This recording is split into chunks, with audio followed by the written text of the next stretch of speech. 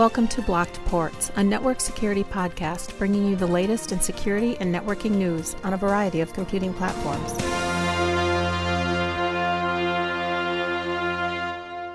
Hello and welcome to the 7th episode of Blocked Ports. We'll start things off with the latest in hacking news.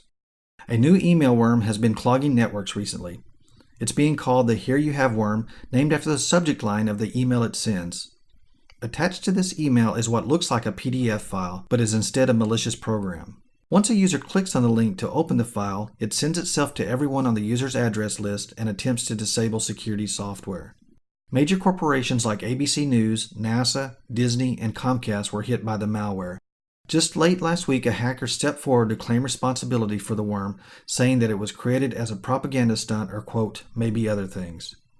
While the worm accounted for about 14% of the world's spam for a day, security experts say it could have been worse because the malware contains elements that allow the creator to control infected machines. If you receive an email with Here You Have in the subject line, delete it. Also remember never to click on the links within an email unless you're positive they come from a trusted source.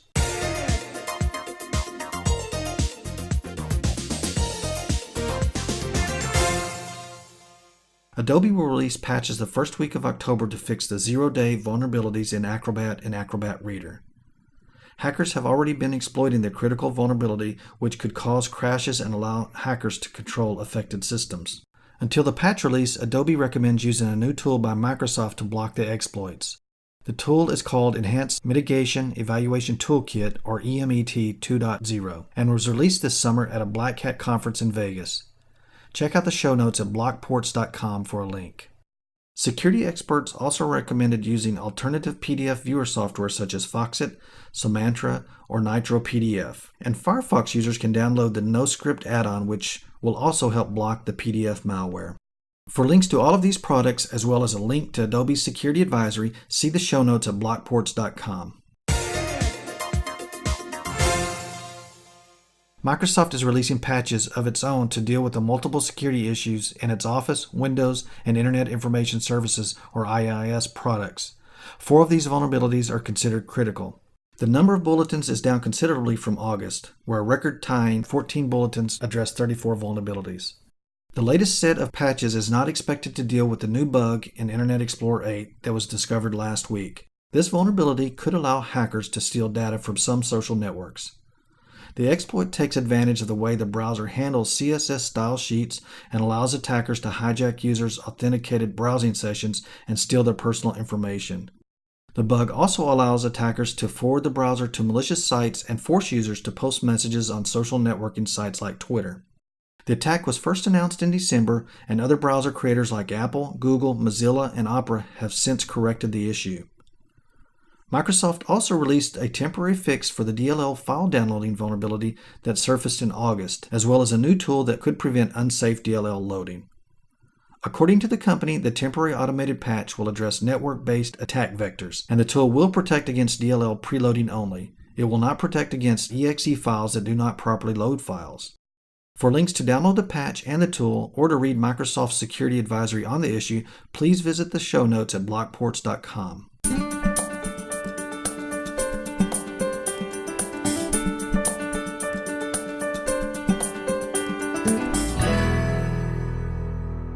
Microsoft is warning users about a new browser-specific scareware making its way around the internet.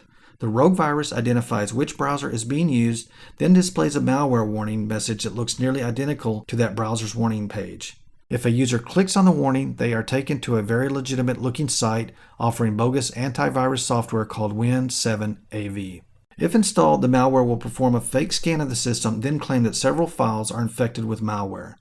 The rogue offers to clean the system for a fee. The software is a fake, it offers no protection, and is merely a means to steal users' banking details and money.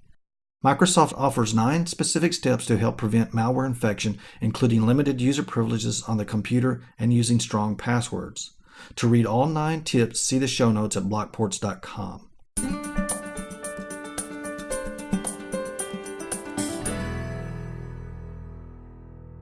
A ransomware virus we reported on in March gained steam again in August. Total Security locks out a user's programs and data, then demands money to restore access. Experts say the reason for the total security upswing is that the malware is now polymorphic, which means the code changes hourly to avoid detection. They remind users that relying solely on antivirus software does not fully protect systems.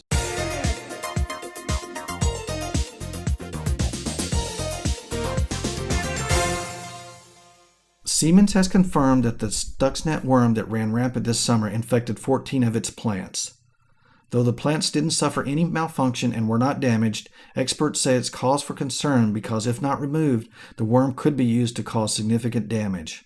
Semantic researchers cracked the cryptographic system of Stuxnet. They say it's the first worm built not only to spy on industrial systems, but also to reprogram them.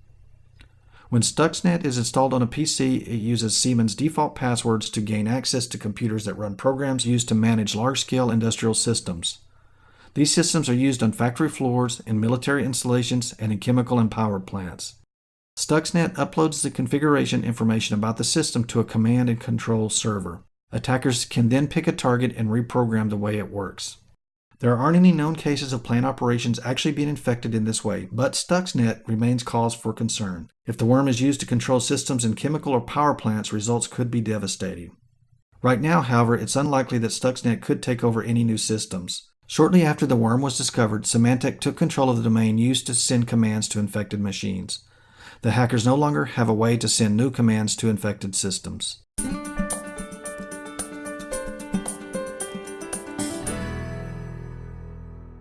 A new botnet has quickly become one of the largest currently active botnets. The fast-growing malware is designed to deliver distributed denial of service attacks, or DDoS, on demand for people who pay for the service. The botnet is called IMDDoS and is operated out of China. Potential hackers can subscribe to a public website with different plans and attack options. The site also gives tips on how the service can be used to launch effective attacks. There is even a customer support and contact information for subscribers. The openly commercial nature of the botnet is what concerns security experts. Basically, anyone with knowledge of Chinese can subscribe to the service and use it to initiate denial of service attacks against targets of their choice with very little effort.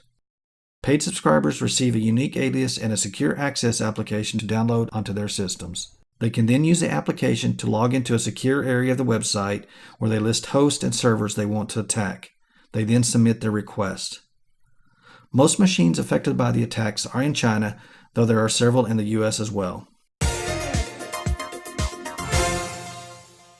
Heartland Payment Systems has agreed to pay Discover $5 million in damages as a result of a 2008 data breach. The settlement marks the final agreement related to the highly publicized breach in which the personal information of millions of customers was exposed. Heartland already settled with other card brands including MasterCard, Visa, and American Express, and has since had its PCI Compliance status reinstated. The leader of the cyber gang that victimized Heartland was sentenced to 20 years in prison in March.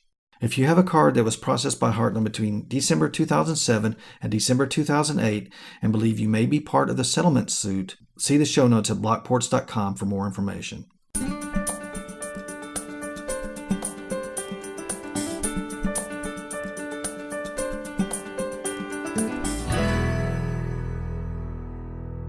The Payment Card Industry Security Standards Council has released a summary highlighting the upcoming changes to two of its standards.